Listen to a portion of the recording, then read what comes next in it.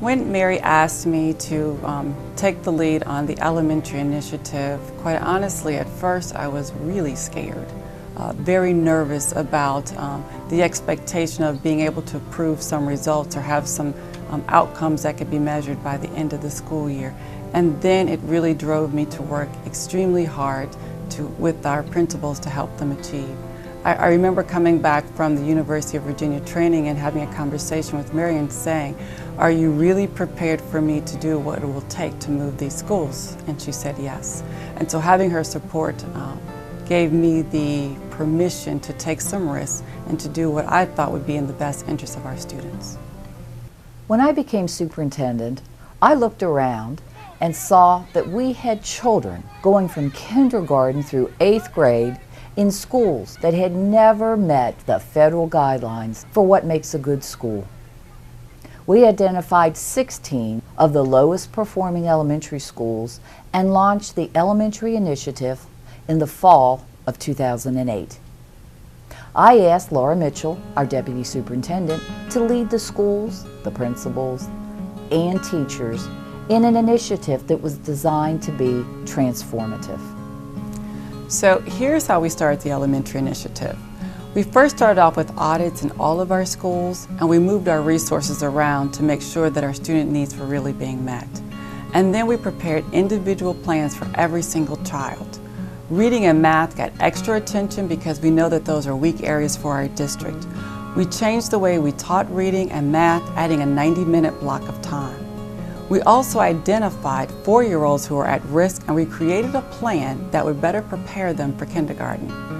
The schools stayed in session an extra month in our program, which we call 5th quarter, and this got us national attention. We have many dedicated, great teachers and principals, but we knew that we would have to step up training, especially for principals in how to lead. Leadership and the nurturing and development of people have always been at the heart of GE's growth and success. When the GE Foundation made a long-term investment in CPS to raise math and science student achievement, the leadership component for principals and teachers was absolutely essential for systemic improvement. With the Elementary Initiative, I noticed that kids talk about their data a lot more than they did prior to the Elementary Initiative. I can remember being at a basketball game and a student just going into the basketball game screaming to me, "Ms. Hill, I did better on my math short cycle," in the middle of a basketball game, where prior to the Elementary Initiative, nobody ever talked to me about how they did on their short cycle assessment or their benchmark assessment. It really didn't matter. But now I hear kids actually talking about their data. Kids are talking about the success of our school with each other, and just really excited about our accomplishments and then their own personal accomplishments. So that's a really good change that I've seen since the Elementary Initiative. Laura Mitchell said, "You will do this." And my first thought was, here we go, another initiative. My life was one big binder. My teachers were excited until all the paperwork came. In the first few months, they were implementing because it was something we had to do. Then our 3rd grade reading test scores came back, and we improved by 10 points from the previous fall. Suddenly, everyone was implementing with passion. We knew this was time well spent. Midway through the first year of the Elementary Initiative here at Ethel Taylor, teachers who didn't want to be a part of the intense change, the focus on the data, the accountability, the scrutiny, they retired or transferred out. And we brought in some great teachers who were open to doing things differently. Math was our biggest weakness, and everyone got on board with our Super Saturdays tutoring program. All we did was post a sign-up sheet, and they came in droves. Teachers, Gear Up people, Miami University students. We often had enough tutors to go one-on-one for 25 to 30 kids. These students were dragging themselves out of bed on Saturdays when they used to sleep in. Prior to the Elementary Initiative, we could say we have all these great programs: tutoring, mentoring, mental health, after-school programs.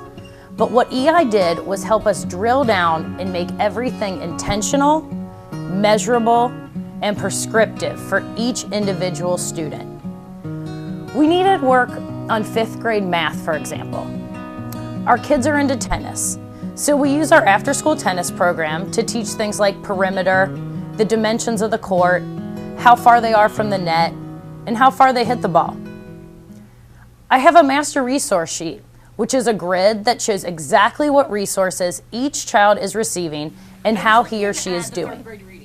And I was looking at Lawrence, and then The data shows which programs are best helping that student, whether he needs more or different resources. We know exactly what we need to do for every child. to help with your reading. I think I realized that our efforts were really starting to work when I saw a culture change with their principals. Traditionally, we've been in a setting in which there was a lot of competition among principals. And our principals in the EI schools have really bonded together, and they actually have this theme that says, I am my brother's keeper. And what that means is it's important for you to succeed just as it is important for me to succeed. Not only are we seeing our student achievement improve, we're also seeing attendance improve. We're also seeing discipline within the schools improve. And so when you see the culture change, not just test scores, then you know that your efforts are really making a significant difference. In the beginning of 2009, 12% of Roll Hill students passed the Ohio Achievement Test.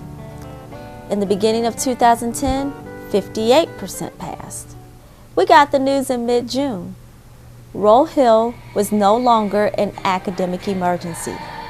In fact, we jumped 2 categories to continuous improvement.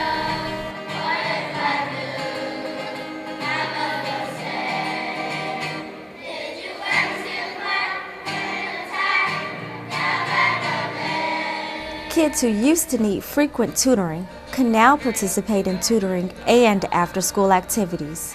Sports, choir, things that involve working as a team so they can become better adults. We have more volunteers than ever, and private donors too, contributing things like school supplies and book bags. The culture here at Rockdale has changed. You can hear it in student conversations. They're talking about their academics, they're excited about what they're learning. We talk with parents in very specific ways about their child's progress. Parental involvement is up to 40%. By spring, 66% of Rockdale students passed the Ohio Achievement Test. That was up from just 24% a year earlier. Now families from other neighborhood schools want to send their kids here. Word has gotten out. We received confirmation in August of 2010 that the Cincinnati Public Schools ranking had moved up to effective. Cincinnati Public Schools was the first urban school district in Ohio to achieve this ranking. Our turnaround schools weren't the only CPS schools that improved, but 13 of the 16 elementary initiative schools made significant progress. 5 climbed out of academic emergency for the first time in their histories. These achievements by the principals, teachers, students, parents, and community partners help lift the entire district. We've worked with 45 districts across the country, and the CPS initiative could serve as a national model. It is the best district-wide implementation of the turnaround program that we've seen, whether in our program or outside of our program. It's really no different for any organization. It comes down to leadership. And I think the success of the elementary initiative has a great deal to do with its focus on significantly improving the professional development of our school principals. There's another key, and that's the community. As we all know, over the years, schools have been asked to become the solution to more and more social ills. But kids are in school less than half of their waking hours. Disadvantaged youth in particular, youth growing up in poverty, subject to powerful peer pressure, many of them without the support of 2 parents. They need adult role models, just as we did, and they need character-building activities both inside and outside of the school walls.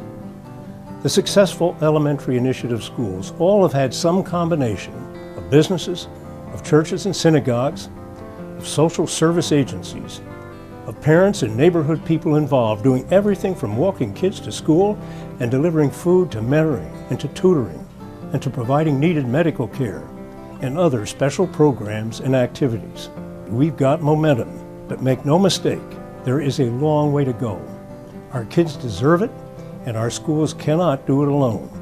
It takes a community. It takes every one of us. One of the University of Virginia's lectures on leadership was about the dance, getting everyone involved, everyone dancing in unison. That idea became part of our culture at Roll Hill. We knew it would be hard sometimes, and we'd need to support each other.